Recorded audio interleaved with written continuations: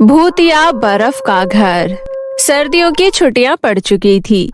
रूही अपने mummy papa के साथ छुट्टियां मनाने के लिए मनाली जाने की तैयारी कर रही थी। मम्मी, आप रेड कलर की वुलन कैप और दस्ताने भी रख लेना, वहाँ पर तो बहुत ठंड होगी ना। स्नोफॉल भी हो रहा होगा। मैं तो खूब सारे कपड़े पहन कर रहूंगी, कहीं मुझे कोल्ड हो गया तो छुट्टियों का सारा मजा बेकार हो जाएगा। रूही बेटा, तुम चिंता मत करो, मैं तुम्हारी वुलन कैप और दस्ताने पहले ही रख दिए हैं और बाकी कपड़े भी रख दिए हैं, तुम्हें ठंड बिल्कुल भी नहीं लगेगी। इतने में रूही के पापा विनोद वहाँ आकर उनसे कहने लगे, अनीता, सारी पैकिंग हो गई तो अब हमें निकलना चाहिए। हाँ रूही के पापा, मैंने सारी पैकिंग कर ली है। तो फिर ठीक है, चलो, नहीं तो ट्रेन छूट जाएगी। फिर विनोद अपने परिवार के साथ टैक्सी में बैठकर रेलवे स्टेशन जाने के लिए निकल गए। रेलवे स्टेशन पहुंचकर वो सभी मनाली जाने वाली ट्रेन पर बैठ गए।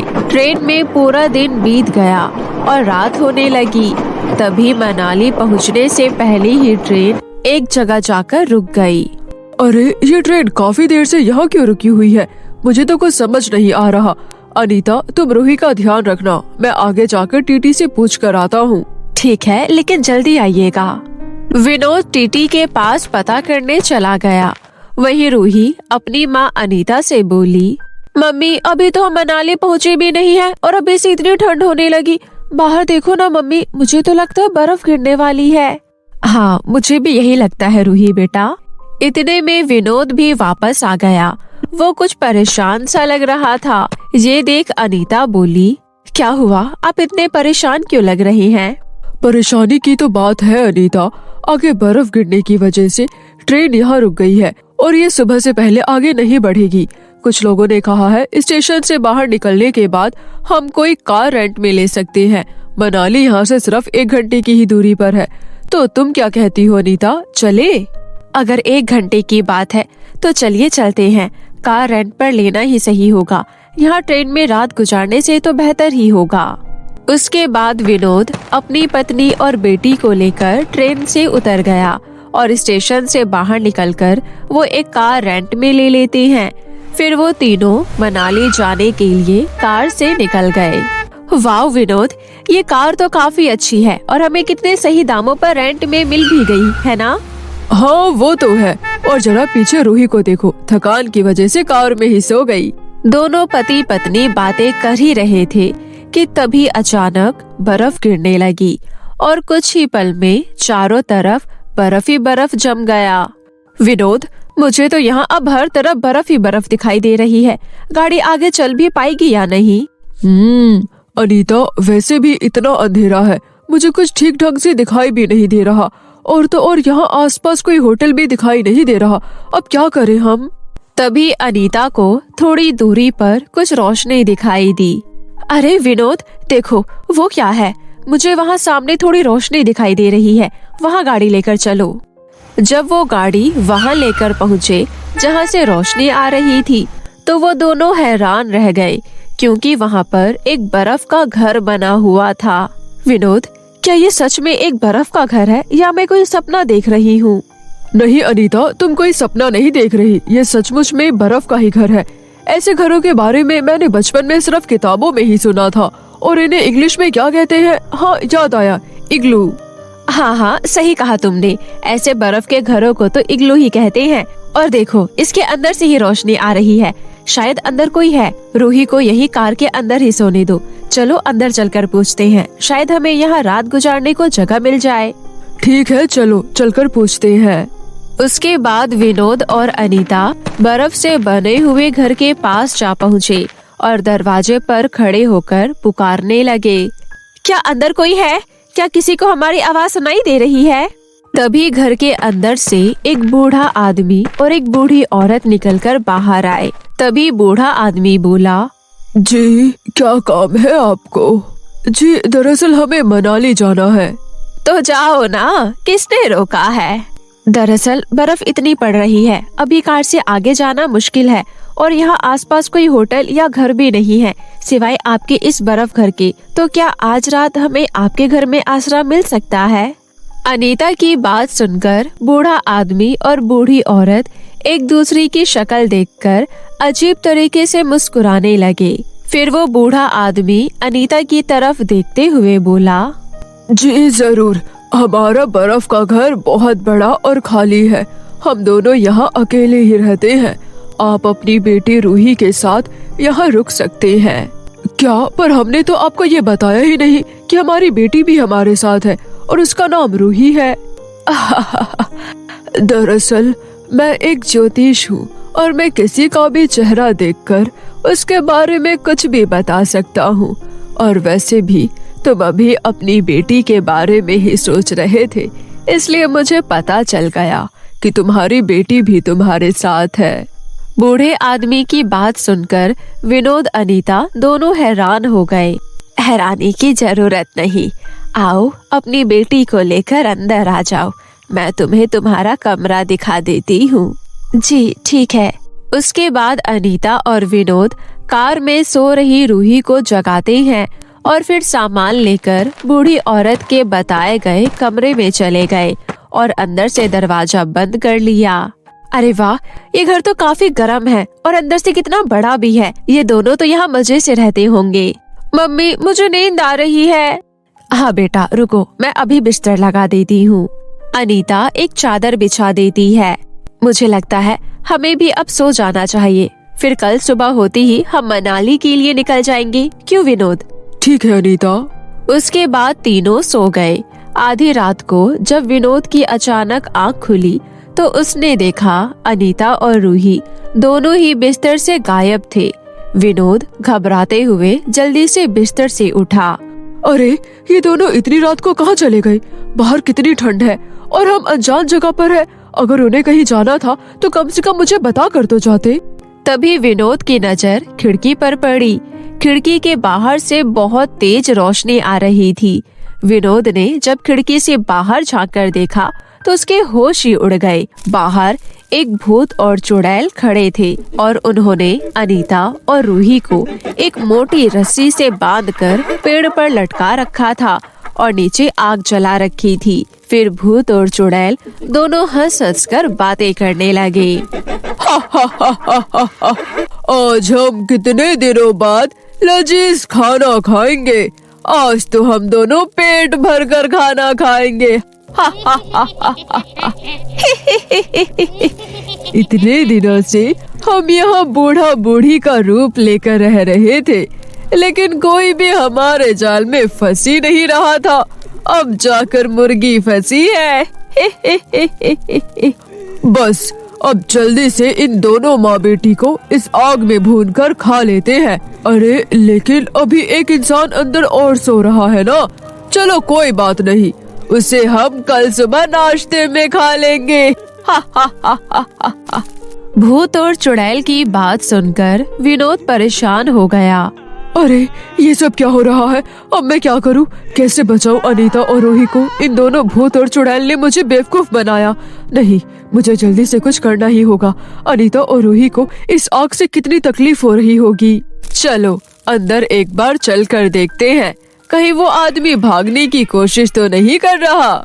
भूत और चुड़ैल फिर से बूढ़े आदमी और औरत का रूप लेकर घर के अंदर चले गए, लेकिन तभी विनोद खिड़की से कूदकर बाहर आ गया और फिर जल्दी से कमरे का दरवाजा बाहर से बंद कर दिया। तभी भूत बौखलाते हुए बोला, लगता है वो आदमी बाहर भाग गया।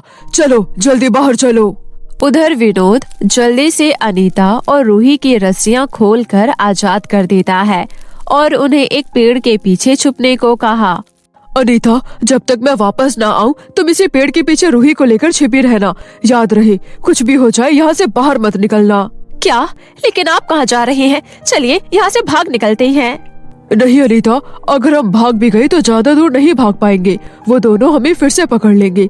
इसलिए भूत और चुड़ैल का हमें कोई पक्का इलाज करना पड़ेगा। मेरे पास एक बहुत अच्छा प्लान है, तुम बस यही छिपी रहो, मैं अभी आता हूँ। इतना कहकर विनोद वहाँ से चला गया। वहीं अनीता और रूही चुपचाप एक पेड़ के पीछे छुपकर बैठ गई। वहीं भूत और चुड़ैल गुस्से से दरवाजा तोड़कर बाहर आ गए। हमारा शिकार इतनी आसानी से हमारे चंगुल से भाग नहीं सकता। ये पूरा इलाका हमारा है। आखिर वो तीनों हमसे बचकर कहाँ जाएंगे? एक बार मेरे हाथ लग जाए तब मैं उन्हें अच्छा सबक सिखाऊंगी। उसकी हिम्मत भी कैसे हुई हमसे चालाकी करने की। भूत और चुड़ैल आपस में बात कर ही रहे थे कि तभी विनोद पीछे से दबे पांव वहां आ पहुंचा और भूत और चुड़ैल को जलती हुई आग में धक्का दे दिया। आह! बचाओ! आह! हम जल रहे हैं, बचाओ हमें! और देखते ही देखते भूत और चुड़ैल जलकर राख हो गए। उसके बाद विनोद पेड़ के पीछे छिपकर बैठी अनीता और रूही को बाहर ले आया। मुझे तो यकीन ही नहीं हो रहा कि हम जिंदा बच गए। मेरे रहते मैं अपने परिवार को कुछ होने कैसे दे सकता था। मुझे पता था ये दोनों हमें यहाँ से भागने नहीं देंगे, इसलिए मैंने तय कर लिया था कि इन दोनों को मार कर ही हम यहाँ से जा पाएंगे। तो चलिए जल्दी से यहाँ से चलते हैं। हाँ पापा, मुझे भी यहाँ बहुत डर लग रहा है। उसके बाद विनोद ने तुरंत गाड़ी स्टार्ट की।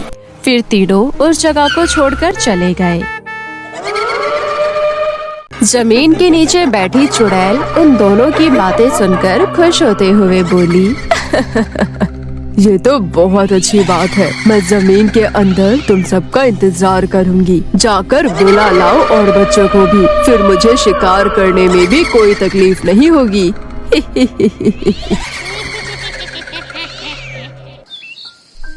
एक दिन चिंकी और बंटी नाम के दो भाई बहन आपस में झगड़ रहे थे। तभी उनकी माँ सरिता वहाँ आई और बोली, तुम दोनों आपस में क्यों झगड़ रहे हो? लड़ना बंद करो। मम्मी देखो ना, बंटी मेरी गुड़िया नहीं दे रहा। मम्मी मुझे भी गुड़िया के साथ खेलना है। चिंकी तुम बड़ी हो ना, बंटी को भी गुड़िया के साथ खेलने दो। इतने में ब्रिजेश वहाँ आया और बोला, अरे चिंकी और बंटी, अब तुम दोनों को लड़ने की जरूरत नहीं। मैंने नया घर खरीद लिया है और पता है घर के आंगन में सुंदर सुंदर झूले भी लगे हुए हैं। तुम दोनों उन झूलों पर खूब खेलना। झूले? ये अब तो बड़ा मजा आएगा। मैं तो खूब झूला झूलूंगी। और मैं भी। ए फिर ब्रिजेश अपने परिवार को लेकर नए घर में शिफ्ट हो गया। अरे वाह ब्रिजेश, घर का आंगन तो बहुत ही सुंदर है। कितने सुंदर फूल और झूले लगे हैं यहाँ पर। फिर शाम होते ही चिंकी और बंटी झूला झूलने लगे। तभी उन दोनों को एक छोटी सी लड़की जो कि चुड़ैल थी, जमीन के अंदर से उन्हें गुस्से से देख रही थी। इनकी हिम्मत कैसे हुई मेरे झूलों को हाथ लगाने की? इतने में चिंकी जैसे ही झूला झूलने लगी, अचानक झूले में से गिर गई। मम्मी! अरे चिंकी, तुम कैसे गिर गई इस झूले से? पता नहीं, ऐसा लगा किसी ने मुझे पीछे से धक्का दिया। पर यहाँ तो कोई नहीं दिखाई दे रहा। पता नहीं, मैं अपने रूम में जा रही हूँ। मेरे पैर में चोट लग गई है। तुम जाओ, मैं थोड़ी देर झूला झूल कर आता हूँ। बंटी को झूला झूलते देख चुड़ैल गुस्से से बोली, ये लड़का तो अभी भी झूले के मजे ले रहा है। लगता है इसे मजा चखाना ही पड़ेगा। आधी रात होते ही चुड़ैल ने झूले के निचले हिस्से में एक बहुत बड़ा गड्ढा कर दिया। अब ये लड़का मेरे साथ जमीन के नीचे रहेगा। इसने बहुत मजे कर लिया झूला झूलकर। अब जैसे ही ये इस झूले में से फिसल कर नीचे आएगा, सीधे गड्ढे में गिर जाएगा।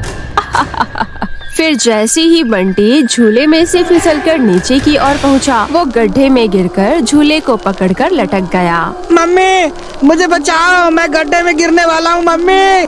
तभी सरिता दौड़ते हुए बाहर आई और भागकर बंटी का हाथ पकड़ लिया। इतने में ब्रिजेश भी वहाँ आ गया। अरे बेटा, तुम गड्ढे में कैसे गिर गए? फिर ब्रिजेश और सरिता ने मिलकर बंटी को गड्ढे में गिरने से बचा लिया। वहीं चुड़ैल गड्ढे के अंदर से ये सब देख रही थी। अरे ये क्या, मैं तो यहाँ कब से अपने शिकार को कैच करने के लिए खड़ी थी, पर मेरा आइडिया तो फेल हो गया। अरे बेटा, तुम ठीक तो हो ना? पर ये झूले के पास गड्ढा कैसे हुआ? पहले तो यहाँ कोई गड्ढा नहीं था। लगता है शायद हमने पहले ध्यान नहीं दिया होगा। मैं सुबह इस गड्ढे को भरवा दूंगा। फिर रात होने पर सब गहरी नींद में सो रहे थे। तब चिंकी पानी पीने उठी। तभी उसे आंगन में किसी के झूला झूलने की आवाज आने लगी। चिंकी ने तुरंत खिड़की से बाहर झांक कर देखा। अरे झूले पर तो कोई नहीं है, फिर ये झूला अपने आप आगे पीछे कैसे हो रहा है, जैसे कोई झूला झूल रहा हो। और वो दूसरा झूला भी ऊपर नीचे हो रहा है। सभी झूले अपने आप कैसे हिल रहे हैं। ये देख चिंकी बुरी तरह डर गई। फिर अगली सुबह होते ही चिंकी अपने माता पिता से बोली, मम्मी पापा, आपको पता है कल जब मैं रात को पानी पीने उठी थी तब ये सभी झूले हिल रहे थे, जैसे उन पर कोई झूला झूल रहा हो, पर कोई दिखाई नहीं दे रहा था। अरे बेटा, हवा चल रही होगी, उसी के कारण झूले हिल रहे होंगे। तुम्हें वहम हुआ है। ऐसा याद आया, मुझे उस गड्ढे को भी बंद करवाना है। फिर ब्रिजेश ने उस झूले के पास उस गड्ढे को बंद करवा दिया। वहीं दूसरी ओर चिंकी और बंटी आपस में बातें कर रहे थे। दीदी, क्या सच में झूले अपने आप हिल रहे थे? हाँ बंटी, मैंने अपनी आँखों से सभी झूलों को हिलते हुए देखा था। बंटी मेरे भाई, तुम तो मेरी बात पर विश्वास करो, मुझे तो आंगन में जाने से भी डर लग रहा है। दीदी डरो नहीं, पापा ने कहा ना झूले हवा से झूल रहे होंगे, तुम बेकार में ही डर रही हो। चलो हम आस पड़ोस के रहने वाले बच्चों को भी यहाँ बुला लाते, फिर हम बहुत सारे हो जाएंगे और हमें डर भी नहीं लगेगा और एक साथ खेलने में मजा भी आएगा। जमीन के नीचे बैठी चुड़ैल उन दोनों की बातें सुनकर खुश होते हुए बोली, ये तो बहुत अच्छी बात है। मैं जमीन के अंदर तुम सबका इंतजार करूंगी। जाकर बुला लाओ और बच्चों को भी, फिर मुझे शिकार करने में भी कोई तकलीफ नहीं होगी। वहीं चिंकी और बंटी बाकी बच्चों को बुलाने घर से बाहर निकले और पड़ोस में रहने वाले रानी और गोलू, जो कि घर के बाहर खेल रहे थे, उनसे बोले, क्या तुम दोनों हमारे दोस्त बनोगे, हमारे घर खेलने आओगे? अरे नहीं नहीं, तुम्हारे घर में तो चुड़ैल रहती है, हमारी मम्मी ने मना किया है वहाँ जाने से। अरे दीदी, ऐसा कुछ नहीं है। क्या तुमने अपनी आँखों से कभी देखा है उस चुड़ैल को? चलो ना दीदी, ये घर इतने सालों से बंद पड़ा था, इसलिए हम वहाँ जाकर कभी झूला झूल भी नहीं पाए। अब चलते हैं, मजे से झूला झूलेंगे, चुड़ैल बुड़ैल कुछ नहीं होता है। फिर गोलू और रानी चिंकी और बंटी के साथ झूला झूलने उनके घर के आंगन में चले गए। उसके बाद जैसे ही गोलू और रानी झूला झूलने लगे, तभी चुड़ैल ने झूले के पास फिर से गड्ढा कर दिया और झूला झूलते हुए रानी और गोलू उस गड्ढे के अंदर जा गिरे। मेरा पैर, लगता है पैर में चोट लग गई। ये हम कहाँ आ गए गोलू, हम गड्ढे में कैसे गिर गए? वहीं दूसरी ओर रानी और गोलू को ना देख बंटी परेशान होते हुए बोला, अरे दीदी, ये दोनों कहाँ गए? अभी तो यहीं झूला झूल रहे थे। पता नहीं, चलो उन्हें ढूंढते हैं। चिंकी और बंटी दोनों मिलकर गोलू और रानी को हर जगह ढूंढते हैं, लेकिन वो दोनों उन्हें कहीं दिखाई नहीं देते। वहीं दूसरी ओर जमीन के अंदर आओ दोस्तों, तुम्हारा स्वागत है।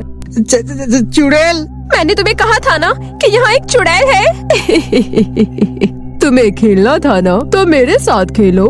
बस उसके लिए तुम्हें भी मेरे जैसा बनना पड़ेगा, मतलब तुम्हें भी मरना होगा। पीछे देखो, वो सब बच्चे भी मेरे दोस्त हैं। जैसे ही रानी और गोलू ने पीछे मुड़कर देखा तो उनके पीछे कुछ भूतिया बच्चे खड़े थे, जो उन्हें देखकर डरावनी हंसी हंसने लगे।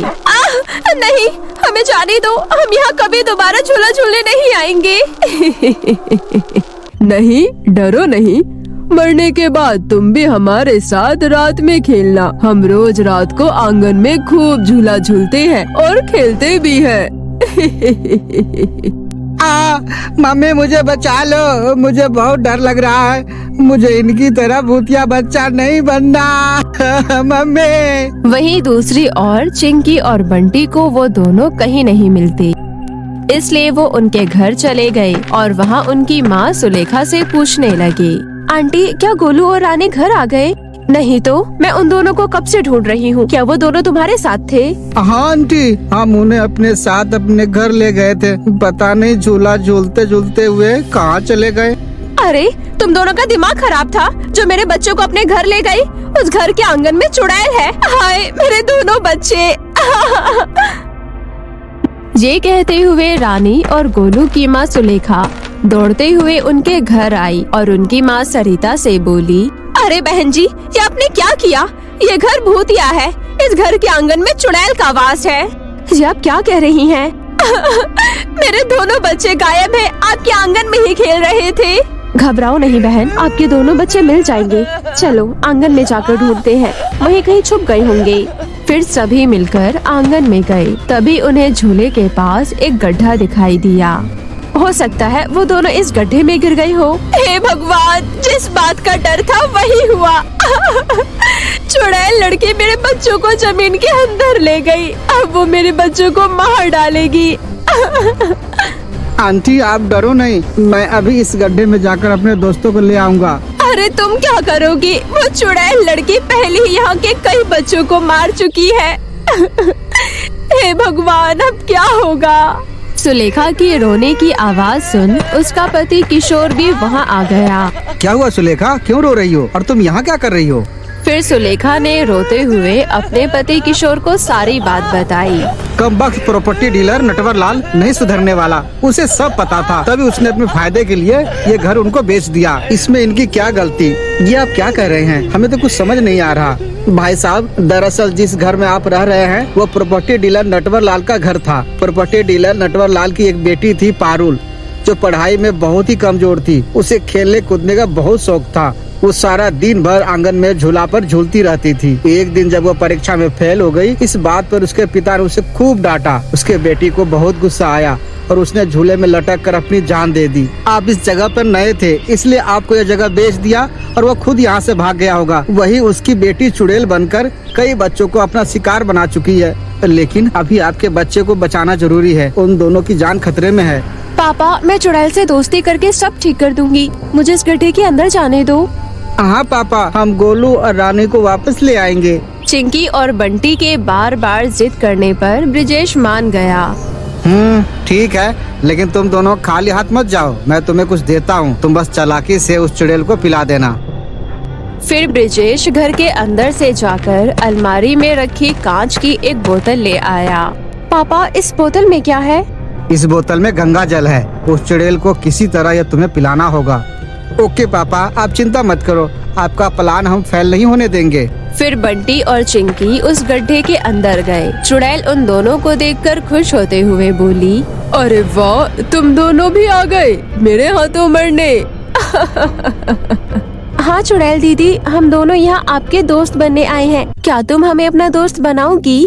क्यों नहीं, लेकिन उसके लिए तुम्हें मरना पड़ेगा।